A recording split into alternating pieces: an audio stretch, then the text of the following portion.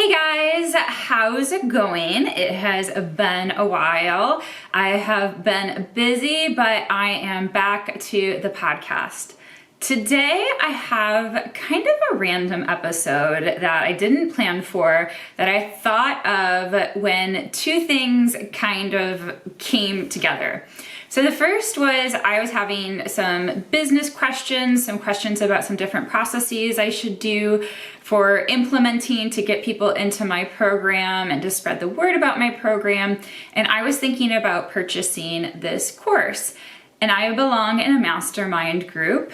So for those of you who don't know, a mastermind group, it's basically a group that is like self-created. So I actually organized the group through another course I was part of. They had a Facebook group.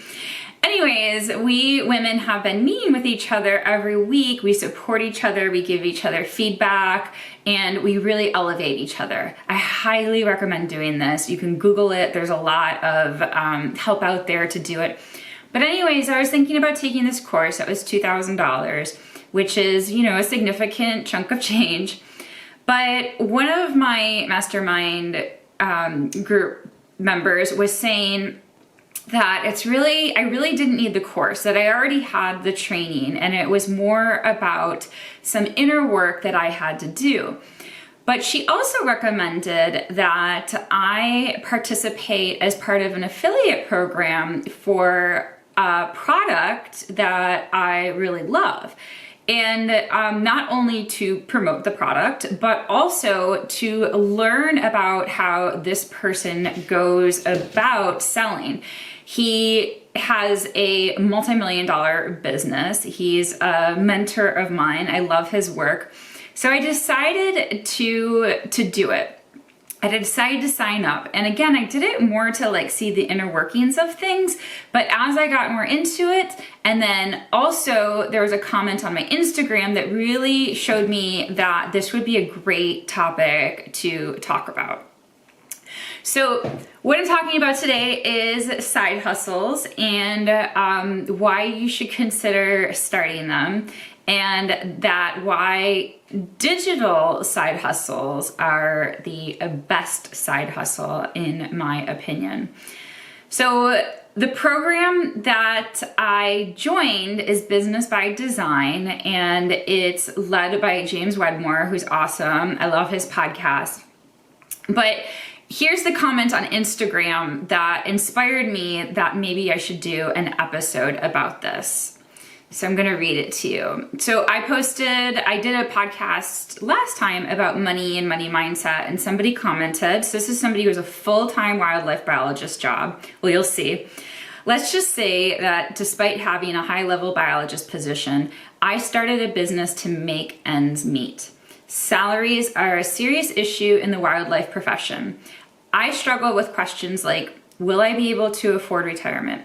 How will I afford the rising costs for gas and food, etc.? For the great service we offer, we are not compensated fairly.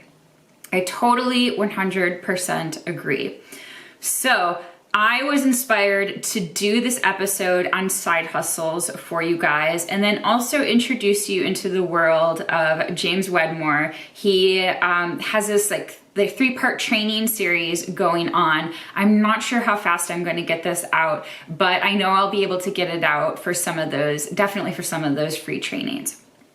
So with that, let's go ahead and we'll get right into this episode. Okay, let's talk about why you should do a side hustle, especially a digital side hustle, how much fun they are, how to get started, what's it all about. Today, I am going to give you some inside details, behind the scenes sneak peek into my business, and why I decided to go full force into it.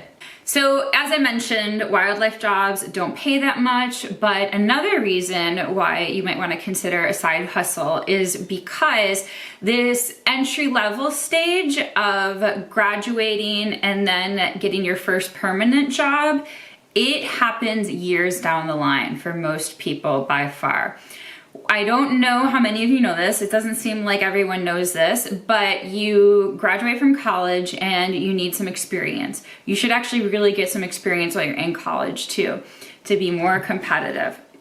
But you'll take seasonal positions. There's a lot of work that's temporary because here in the US, we have summer seasons, and that's when a lot of the wildlife is really active to study.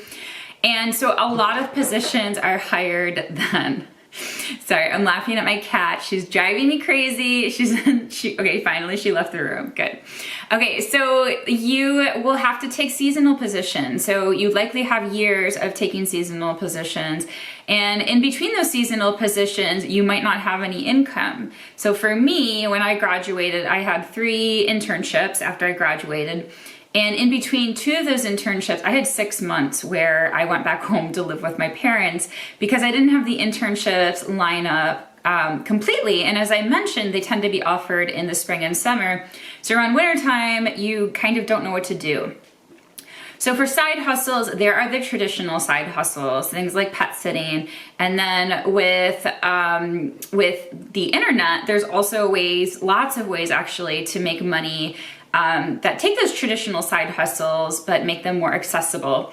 And when you join my program, The Successful Wildlife Professional, you actually get a whole PDF full of all these different side hustle ideas. But some of them you can make really good money at, honestly, more than being a wildlife biologist. So if this helps you do your dream job or get to your dream job, why not? So this is just really a great idea, honestly. But digital ones are the best. Digital ones are the best because they can last a really long time. We'll get in more into the specifics of this. And they can be used over and over again. So, but first let's talk about what a digital side hustle is. Let's get into that, and then we'll talk about some of the benefits. So I got into my career. What I do now is really I'm a career mentor. I mentor people wanting to go into this career. I make them ultra competitive for wildlife careers based on my experience in this field of almost 20 years. And from all the changes that I've seen happen in this field, my own struggles on the job market. And then I also have plans to make programs for kids. I started doing that, but I put it on hold for a second. But it all started with my blog in science communication. And that's something I'm still passionate about and I want to get back to. But I became really interested in blogging, and I learned that you could monetize off of blogging. So I made these different blog posts all about my research and just different things going on in science, or helpful posts about backyard wildlife, things like that. So the way that you can make money through blogging, and I have an episode with Chris Cloney on this that's really great to listen to if you want more on science communication. Oh, and I also have another episode about basically going into science communication and starting your own job.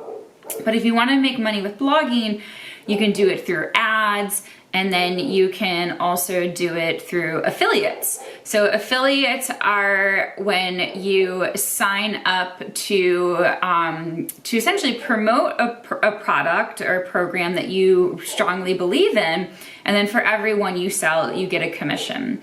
And it's at no cost to the person purchasing it. But I think the best way for digital products, and this is where I morph my business into, is through offering different things to sell.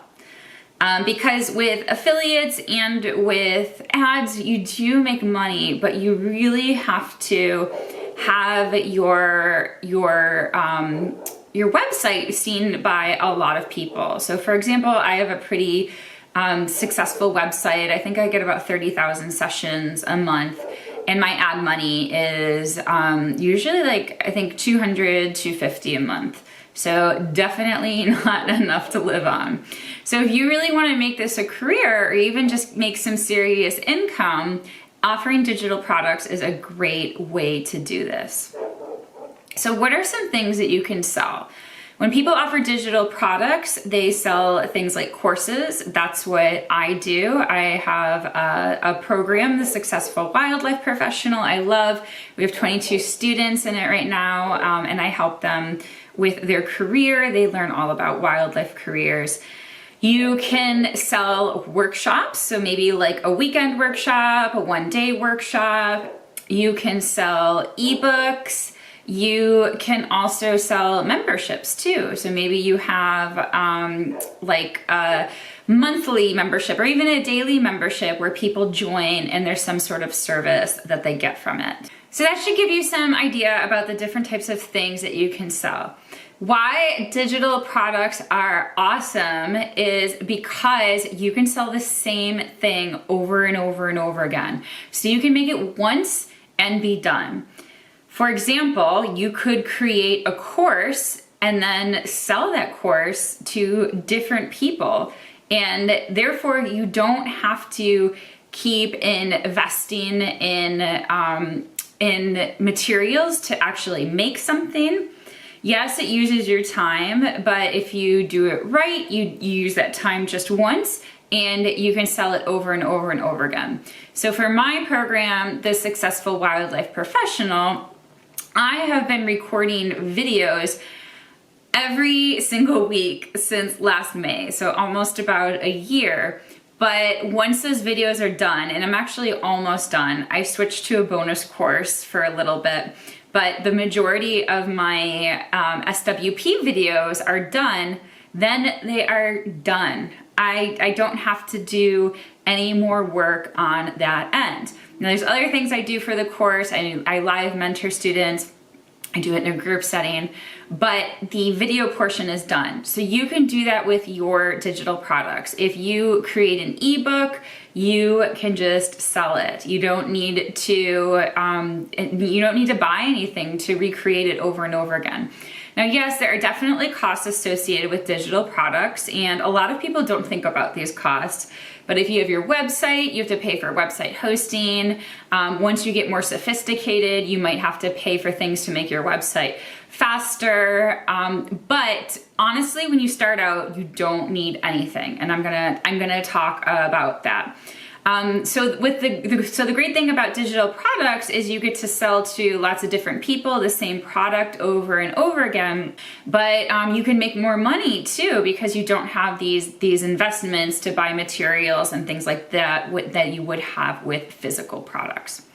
Okay, so the thing that people most struggle with is probably what to sell. And I really encourage you guys to start listening to free podcasts out there.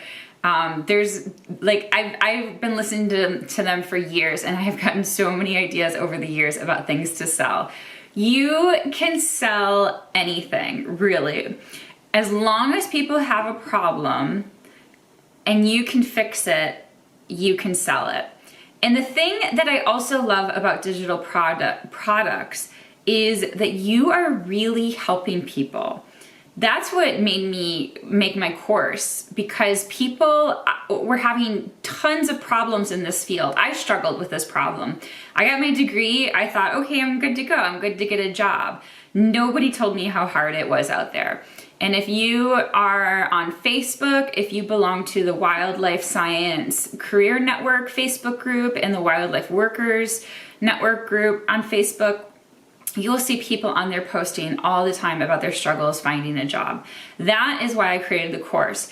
I created the course because I wanted, when I was a young PhD student entering, I wanted some sort of blueprint to help me, to guide me step by step into getting into becoming a successful wildlife professional, into getting a job. And I thought I was getting that with a PhD, but I wasn't. And students think they are getting that with your college degrees, and you are not. Unfortunately, you're not. You'll learn about ecology, you'll learn about the principles of wildlife biology, but you will not learn the things that you need to know to get you a job. So that's where I come in. I saw this big need, and I really wanted to help people. And nobody nobody is doing this for real. I mean, even when I talk to students who talk to their advisors, their career mentors, they are not giving them advice that will get them a job. They are still struggling. So you get to have so much satisfaction by helping people. I really love that. I have tons of free content too. I help so many people with the free content. And this is not to brag about myself, but it just makes me feel really good to know that yes, I suffered and yes, I struggled, but I can help somebody else in a similar situation and help them make really good decisions that work for them. So it's very rewarding. But if you can figure out a problem to solve, then you got yourself a business idea. And so I'm hoping to get this podcast out in time, but James Wedmore, he puts on this workshop called Nail Your Niche. So basically in this workshop, you work through a series of questions, you do a workbook, and he of course teaches, and you, by the end of the workshop, you will figure out what your niche is. So like, who are you going to sell to? Like, what is your area of expertise? And what can you create your business around? It is a fantastic workshop. He guarantees it. He'll give you your money back if you don't have your niche by the end. And he even lets you keep it. So that's a really great product, the Nail Your Niche workshop. But let me just give you some examples that I thought up of that maybe you could do as a wildlife biologist. But again, it doesn't have to be limited to wildlife biology at all. But I want to share with you this one example that I love, because this just goes to show you like how crazy specialized you can get in your niches and how much money you can make. So I remember listening to this one podcast, and this woman who was interviewed, she had a podcast about goats. Like the whole podcast was about goats, multiple episodes about goats. And she made over 6 figures a year through her online products, through her courses about goats. So it turns out a lot of people needed help with this. People like homesteading became really huge, and people started having backyard goats. And apparently there's a problem, I guess, with copper deficiency in goats. So she had this one course that was all about that, and that sold really well. So it doesn't have to be wildlife again, but you just got to figure out like what's a problem out there that people really need help with or would be willing to purchase to access your knowledge and your expertise. So if you can think about like, what are problems that people have that you can solve, or what kinds of questions are people always asking you? But here are just some ideas that I randomly came up with just in like 5 minutes. You can be so creative about this. So something, if you're an undergrad or if you're a recent college grad and say there's a really difficult course, you could be a tutor. You could create online courses for that course. So like organic chemistry is like infamous for being a really difficult course. And you could really specialize at that university's class and be able to help students in that. If you're really great at plants, you maybe could do something about native plant ID or native plant gardening. I know that's something that I would be really interested in, like how to create your own native plant garden. What plants should I choose? Like people will just pay, honestly, for somebody to do the work like that. And I actually was going to hire somebody, a native plant landscaper, and she had a wait list. And one of my friends also reached out in his area, and she also had a wait list. So this is something that's in demand. I know birding is huge. So maybe you could do some sort of bird class about how to attract birds to your yard or help people with their bird ID skills, something like that. People are obsessed with birding. Do you know a foreign language? You could teach a foreign language class. It doesn't have to be exhaustive. It can just be fun. It can be easy. It doesn't have to be this high level, high skilled class. It can be really informal. Are you a graduate student? Did you recently do a thesis or dissertation? You could do a class on that, how to finish your dissertation, how to structure it, how to make sure that you do it the right way. I know a lot of people have the problem of wanting, they have wildlife in their yard or in their home, and they want to deal with it humanely. So if there's mice in the house or ants in the house, or if there's deer eating their garden, what's a way that you can reduce human wildlife conflict in a humane way? I know that's something that is also really in demand. Maybe science communication. Maybe you're really good at writing, like you're blogging, like I was doing. Maybe you're really good at giving public talks. That's something I also have been wanting to do a course on. I've actually been wanting to do a whole science communication program. But that can also be something you can do. A poster presentation. Maybe you've given a poster presentation and you're around people who don't know how to do it. That is also something that you can do. You just got to think of a problem that that you can solve, that other people need help with. Okay, so you might be saying like, okay, I know how to speak this foreign language, but who am I to be the expert to offer a class on this? I mean, there's professional level classes for foreign languages. Well, who are you not to be the expert? Is there some sort of like status that you have to reach to do this? No. I'm a mentor, I'm a coach, and yes, I have experience doing it, but I don't have a coaching certification, but I know I get results from my students. So if you did something where you can show results that they want to get what you did, you can do that. I had this one friend of mine where she just did like a weight loss group in January, and it was like a membership, and you joined and people paid, I think it was like $20 a month or something like that. And she was there for accountability and support, and she was not a professional at all. So there's definitely lots of things that you can do. You don't need to have like some sort of expert status. You can do it whatever stage you're at. And one trick professors know, and I learned this when I was teaching a lecture at the University of Missouri, and also TAing too, being a teaching assistant. Really, if they're a new professor, they're just one class ahead of their students. Because when you graduate with your PhD, you spend so much of your time specializing in an area, and oftentimes when you're asked to teach a class, you need to relearn that content. Or maybe even it's something you never had. Like maybe it's like a genomics class or something that you never had as a student, and you need to put that together. So you're not preparing this. I'm telling you right now, they're not preparing this like a year in advance or months in advance. They're doing it the week before. They're one lecture ahead of you. And people like to learn from different sorts of levels.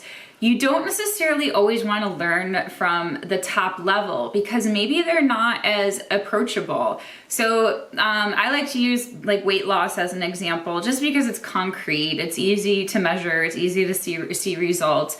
So let's say maybe you want to lose a significant amount of weight. Say you want to lose, say, like 70 pounds or something like that.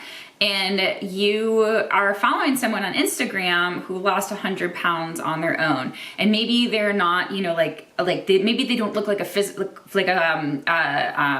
personal trainer, and they don't have like all toned and everything like that, but they did what you want them to do. Maybe they are much more approachable, much more real. Maybe their strategies are gonna work much better for you than somebody who looks differently. So don't think that just because you are not a quote unquote expert, who is an expert, then you can't do this. You absolutely can do this. Okay, so what do you need to get started with doing a digital a product? To be honest, you don't need a lot at all. You really need a platform to host something on. And this can be free platforms. So this can be Facebook. You can do it through Facebook groups. You could create a Facebook group, and then you could deliver the content through a Facebook Live. Or you can even just email people links. I've also joined groups like that where people just email the links to the sessions. You can record your video with Zoom. Now you probably will have to have a Zoom account, but they do free accounts. I don't know if you can have lots of members sign or lots of people on the call for free ones, but you could do it through a Zoom call, record it, and then have people rewatch it. One of the first courses I took, I paid $1,000 for it. And this course changed my life. It was so helpful. It was so informational. And all it was the instructor at a Facebook Live delivering the content. But the content was so good, it doesn't matter what the delivery style is. It doesn't have to be professional. It doesn't have to be polished. People love real. People love authenticity. People love when you're more vulnerable, when you're your more real self. And my course too, I just record myself talking in front of the computer screen with slides. I don't worry about having everything like ultra professional. I go off slides sometime and bring up random stories, kind of like I do here on the podcast. And I just deliver what they need to know to make the transformation that they want. The other thing I would recommend for you to do is to get an email list. So you can get something like MailChimp, I know is free up into a certain number. I use MailerLite. I think they're free up to a certain number too. But email lists are great because you can directly contact the people. If you are contacting people through social media, people don't see that all the time. And so Facebook, you know they're getting it. And social media is fickle. I know we think things are here to stay, but they're not. Things can go away pretty quick. Lots of people are leaving Facebook. So I recommend gathering names on an email list. You have to ask permission to add them to your email list, so make sure you're following guidelines. So if you found this episode helpful, I would love to hear your feedback. I would love to hear what kind of niche you're starting. And remember, you can do the Nail Your Niche workshop. It's super fun. And start listening to the Mind Your Business podcast with James Wedmore. He's really great. I think he is just so smart. And the thing I love about James too is that he really brings in this intuitive side of things. He calls it a spiritual connection. But I think it's more just about listening to yourself and your being true to your authentic you and getting in touch with that, and not just doing like all the tips and tricks that everyone is telling you to do. It really gets at the core of like, how do you want to help people and like what's the best way to do it. Okay guys, so I hope you have an amazing day.